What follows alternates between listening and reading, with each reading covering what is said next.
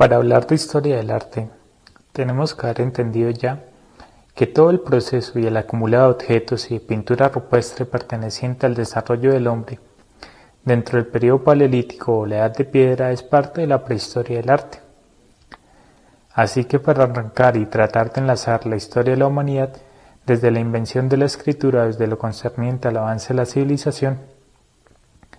se tiene que partir de la historia del arte desde Egipto. Esto no quiere decir que lo anterior a Egipto, el Egipto antiguo, no haya tenido manifestaciones o expresiones artísticas,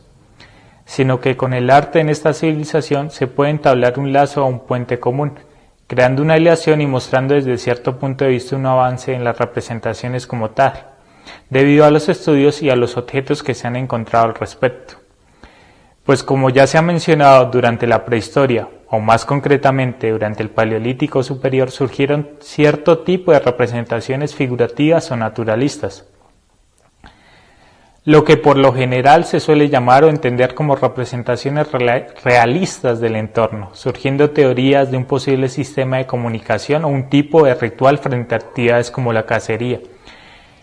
Teorías que surgen desde lo que se puede observar en las escenas representadas, pero que no se pueden comprobar en su totalidad, por la falta de un punto de comparación más allá de lo meramente intuitivo, interpretativo o de las comparaciones con los procesos que como hombres o como grupo de hombres llevaban en cuanto a su movilidad,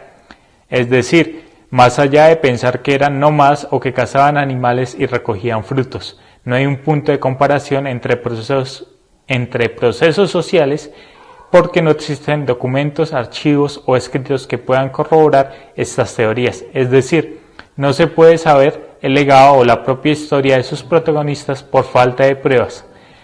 ya sea porque se perdieron con el paso de los milenios o bien porque sencillamente no existía la escritura entre estos hombres, de ahí que estén considerados como parte de la prehistoria. El punto de analogía más cercano se da a partir de la comparación con otros pueblos que son llamados como primitivos, aunque tengan establecido un sistema social con jerarquías y roles incluidos, con representaciones propias y con un lenguaje que los diferencie de otros grupos de hombres. Primitivos en relación a un estado sin civilización o al menos no a unos individuos solitarios, sino a que establecen un sistema cultural o bien de representación fijo, que logra hacer que perduren muchas de sus propias tradiciones. Ahí nace una relación entre las costumbres y la cultura. Pero también, al ser tradicionales, se entiende que sus representaciones son primitivas en tanto se corresponden entre sí a un sistema de signos o bien de formas que se repiten una y otra vez, y que hacen parte de un proceso que se podría considerar como cíclico, y se llegan a ver incluso avances, se podría considerar un tipo de proceso en espiral,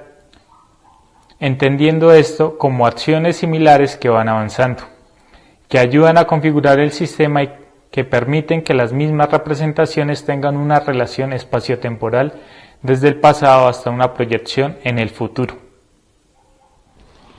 El tiempo, por ejemplo, se puede entender no solo desde una línea de tiempo, no solo desde algo meramente cronológico con relaciones de comienzo, punto intermedio y final, sino que también suceden cosas análogas entre sí, que se dan a veces de manera simultánea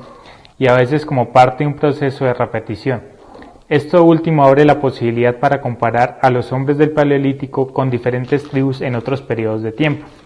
ya situados dentro de la historia.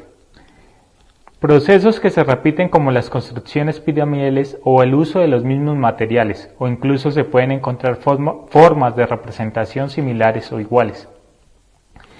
Y ahí lo primitivo dentro del arte no es más que un punto en común entre hombres que se pueden considerar como existencias antes del tiempo, una manera de hacer una relación entre la escritura y el existir o no. Es decir, que algunas de las representaciones del arte dentro del Paleolítico tienen un punto de comparación con hombres o grupos de hombres fuera de la civilización que conocemos. Se crea una barrera cultural porque no se pueden entender algunos procesos al no ser partícipes de ellos. Por eso el punto de conexión más estable dentro de la línea del arte desde Occidente se encuentra en Egipto. También resulta importante mencionar que desde las vanguardias artísticas del siglo XX se hicieron combinaciones o representaciones de arte de culturas fuera de Occidente, culturas tribales que tenían todo un sistema de representación definido, algo que convertía a los pueblos aborígenes en un objeto de estudio por parte de algunas de estas vanguardias, lo que sirve aquí para unir la historia con la prehistoria, sin olvidar que el punto de conexión que se ha encontrado ha resultado más explayado desde Occidente, lo que deriva de nuestro propio modo de pensar y de la manera en que hemos sido educados. Ahí se hace presente la barrera cultural mencionada anteriormente. Algunos de estos objetos tienen una función, así que se pueden considerar como parte de una ornamentación útil o bien como objetos útiles decorados para favorecer las prácticas realizadas. De ahí pueden surgir muchas dudas con respecto a lo que se considera como válido entre el arte y aquello que ha sido excluido de la historia, ya sea por posiciones políticas específicas que querían montar todo un tipo de visión con respecto a lo que tiene que ser y a cómo se han formado. El arte serviría como motor de educación, por la relación visual entre los diferentes hombres. Esto motiva a que un pensamiento se arraigue dentro de los habitantes de un territorio, haciendo que sean partícipes de un tipo de gusto especial, que está estrechamente relacionado o estrechamente ligado a la idea que se quiere formar dentro de todos los miembros de una sociedad, o al menos dentro de las personas que tienen que tener un tipo de servicio a otros hombres, es decir, que se crea una jerarquía entre hombres, pero también entre acciones y entre los objetos que se realizan. Algunos serán considerados como mera ornamentación y otros pasarán a ser parte de los anales del arte. Lo que se quiere decir es que dentro del acumulado cultural que nos precede aparece una diferencia entre la artesanía y el arte, que puede considerarse también como una diferencia en cambio del valor y el precio. Muchos objetos que se hacen repetidamente frente a un objeto que por ser único parece tener más importancia que los demás. Esto es que su valor es mucho mayor, al menos por la sugerencia de un precio y por las motivaciones a ser realizada entre diferentes contextos históricos. La artesanía o el objeto repetido cobran mucho precio ya dentro del arte contemporáneo, obras que se crean por máquinas o que hacen parte de un proceso de muchos hombres. Alejan la idea de un artista en solitario, pero no llegan a desdibujar la figura del artesano, en tanto trabaja una serie de objetos y lo hace de manera manual, aunque la gran diferencia radica en que el precio es mucho menor en el último caso, aunque por su contexto tenga un valor mucho mayor. Lo anterior sirve para intentar entender las representaciones del Paleolítico que se repetían desde el arte rupestre hasta la creación escultórica de Venus. Un artesano pasa por un proceso de aprendizaje, así se sugiere que hubo maestros dentro del arte paleolítico, debido a que las representaciones eran similares, además de que obviamente se trataba de hacer animales, se usaban técnicas específicas y se pintaban estos motivos, aunque se encuentran en algunos de estos murales rasgos de un mismo artista,